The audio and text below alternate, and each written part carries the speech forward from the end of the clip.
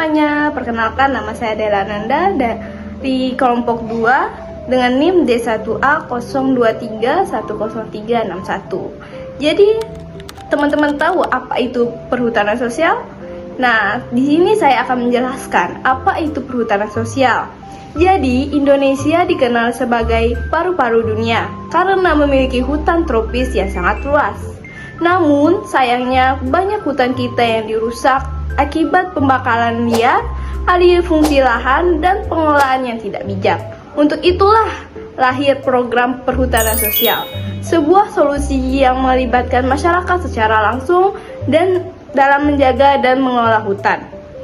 Dengan perhutanan sosial ini, hutan bukan hanya menjadi tanggung jawab negara, tapi juga menjadi ruang hidup dan sumber kesejahteraan masyarakat di sekitarnya.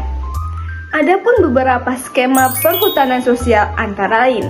Yang pertama, ada hutan desa, yaitu hutan yang dikelola oleh pemerintah desa untuk kepentingan warga. Yang kedua, ada hutan kemasyarakatan, yaitu hutan yang dikelola oleh kelompok masyarakat. Yang ketiga, ada hutan tanaman rakyat, yaitu hutan yang pengembangan tanaman produktif seperti kopi, kayu, dan karet. Yang keempat, ada kemitraan kehutanan, yaitu kerjasama antara masyarakat dengan pihak pemegang izin usaha di kawasan hutan. Kelima, ada hutan adat, yaitu hutan yang dikelola berdasarkan hukum adat oleh masyarakat adat. Oke teman-teman, cukup sekian presentasi yang saya sampaikan. Materi selanjutnya akan disampaikan oleh teman saya. Halo teman-teman, perkenalkan namaku Aldewia Mamadah Rohma dengan NIM D1A0231004. Aku di sini mau ngelanjutin materi teman aku yang sebelumnya tentang pentingnya perhutanan sosial. Pentingnya perhutanan sosial itu dapat kita lihat dari beberapa aspek. Aspek yang pertama yaitu aspek ekologis, yaitu menjaga kelestarian hutan, air, tanah, dan keanekaragaman hayati. Lalu yang kedua ada aspek ekonomi, membuat peluang usaha dari hasil hutan bukan kayu seperti madu, rotan, kopi, dan ekowisata. Lalu yang ketiga ada aspek sosial. Aspek sosial ini berbicara tentang memberdayakan masyarakat, mengurangi kemiskinan, dan mencegah konflik agraria. Yang termasuk mengurangi kemiskinan itu adalah menambah lapangan pekerjaan. Lalu yang selanjutnya itu ada tantangan perhutanan sosial. Ada beberapa tantangan dalam perhutanan sosial, yaitu yang pertama itu kurangnya pengetahuan dan keterampilan masyarakat dalam mengelola hutan secara berkelanjutan. Contohnya nih, masyarakat nebang pohon buat dijual tapi nggak nanam kembali. Lalu yang kedua, akses pasar yang sangat terbatas sehingga produk yang dijual itu nggak bisa bersaing tuh di pasar luas. Contohnya nih, petani madu, dia cuma bisa jual madu ke warga-warga desa gitu, karena dia nggak bisa mengemas dan nggak ada kreativitas sehingga dia jual madu itu dengan harga yang murah. Lalu yang ketiga itu ada konflik antar masyarakat atau dengan perusahaan lain yang mempunyai izin usaha. Atau misalnya contohnya itu warga desa adat bersengketa dengan perusahaan sawit karena lahan hutan adat mereka masuk dalam konsesi perusahaan. Terus yang keempat, tantangannya itu ada keterbatasan pendampingan dari pemerintah atau lembaga swadaya masyarakat. Seperti kelompok tani hutan nih udah dikasih izin perhutanan sosial tapi nggak ada pelatihan lanjutan tentang manajemen kelompok atau akses ke modal, sehingga usaha mereka tidak berkembang. Seperti itu. Jadi itu materi yang udah aku sampaikan ke teman-teman. Kemudian materi selanjutnya akan dijelaskan oleh teman aku. Terima kasih. Halo semua, perkenalkan nama saya Syahriana Hutagalung dengan NIM D1A023102998 dari kelompok 2. Untuk materi selanjutnya, saya akan menjelaskan tentang apa saja peran masyarakat dalam menjaga hutan. Menjaga hutan bukan hanya tugas masyarakat sekitar hutan saja, tetapi juga tugas dan tanggung jawab kita semua. Sebagai konsumen, masyarakat bisa memilih produk ramah lingkungan. Contohnya, membeli kertas daur ulang atau tisu dari bahan non-kayu, menggunakan tas belanja kain dari kantong plastik, dan juga membeli kopi atau madu hutan hasil perhutanan sosial. Selain memilih produk ramah lingkungan, kita juga dapat mendukung ekowisata lokal dan menyuarakan pentingnya perlindungan hutan. Semakin banyaknya yang peduli, semakin besar peluang keberhasilan perhutanan sosial di Indonesia. Nah, jadi teman-teman, saya akan menjelaskan tentang materi kisah nyata dari keberhasilan perhutanan sosial di Indonesia.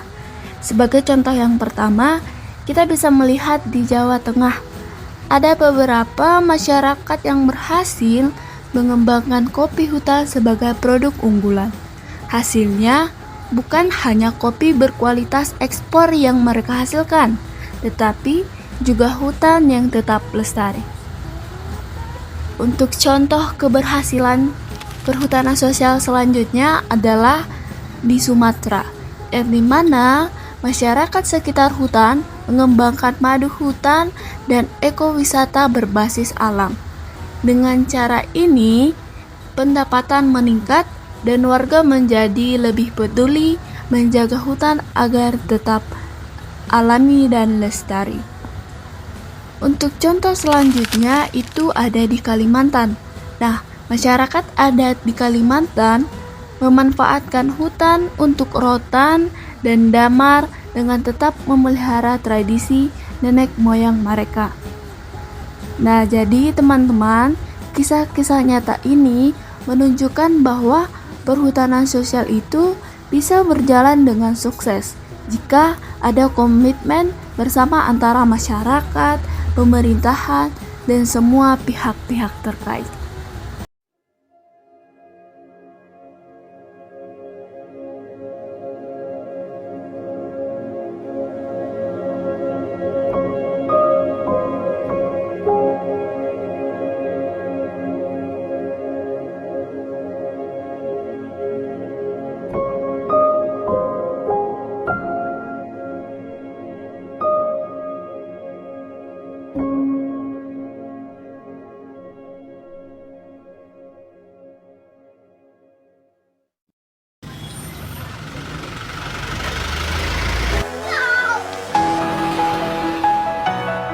Ini adalah nagari Tanjung Moneau, sebuah nagari di perbatasan Sijunjung dan Tanah Datar. Sepintas lalu, nagari ini terlihat sama saja dari nagari-nagari kebanyakan.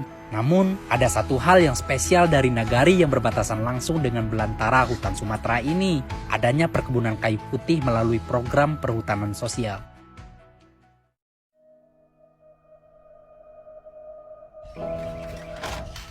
Ia adalah Imra Junaidi, salah seorang anggota LPHN yang mengelola perkebunan kayu putih. Seminggu sekali minimal, ia rutin bersama anggota kelompok lainnya ke ladang. Pagi ini kami berkesempatan ikut ke ladang untuk menengok bagaimana kondisi ladang, serta bagaimana proses produksi kayu putih hingga menghasilkan minyak yang dapat dipasarkan.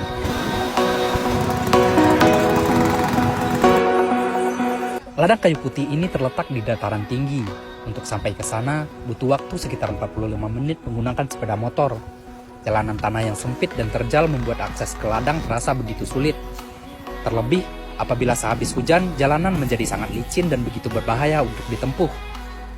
Karena kondisi jalan yang tidak memungkinkan untuk melanjutkan dengan sepeda motor, kami akhirnya memutuskan untuk berjalan kaki menuju ladang.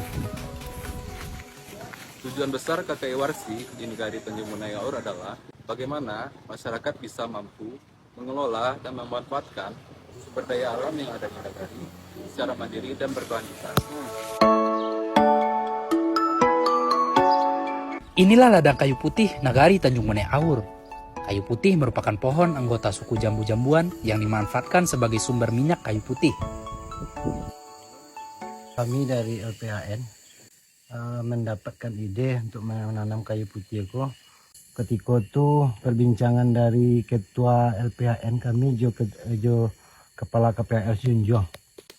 Jadi di rasanya ada sebuah tanaman yang bisa kita tanam katanya di daerah perhutanan sosial Sementara di negara kita kita lah mendapat izin ya, dari kehutanan.